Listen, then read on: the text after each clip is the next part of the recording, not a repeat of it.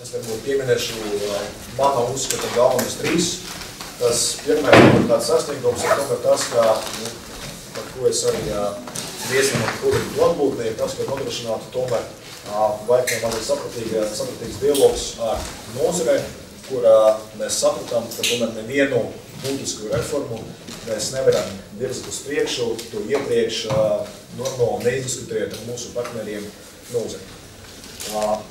Otrais ir, protams, ka diemžēl šī situācija, kur izveidojusies ar 6 miljonu iztrukumu pedagogu algām, kura, protams, ka valdam varbūt vairāk rīkoties ātrāk, bet tomēr, kad 2-3 nedēļu laikā šis jautājums tika operatīvi atrisināts un visiem pedagogiem šis papildus atalgojums arī tiks nodrošināts un jau no šā gada 1. septembrā sistēmā mēs nodrošināsim papildus finansējumu par katru izglītojumu bērnu.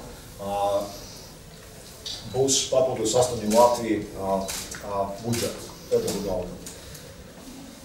Un trešais arī mācību līdzekļi, kur tā jau iepriekš tās finansējuma apjoms uz vienu bērnu jau bija 3 reizes lielāks nekā iepriekšējos gados, un pie tā visa mēs arī esam izcenījuši vēl papildus 500 000 šim gadam un vēl 1,6 papildus miljonus nākamajiem gadiem. Tātad tas slogs uz vecākiem jau sakot no šā gada 1. septembra jau būs, es domāju, ka ievērojami mazāks, ja mēs runājam par mācību līdzekļiem. Tad es arī gribu pateikt tādus vārdus par tādu situācijas novērtējumu un arī par plāniem par katru tā īsi no mūsu galvenām jomām.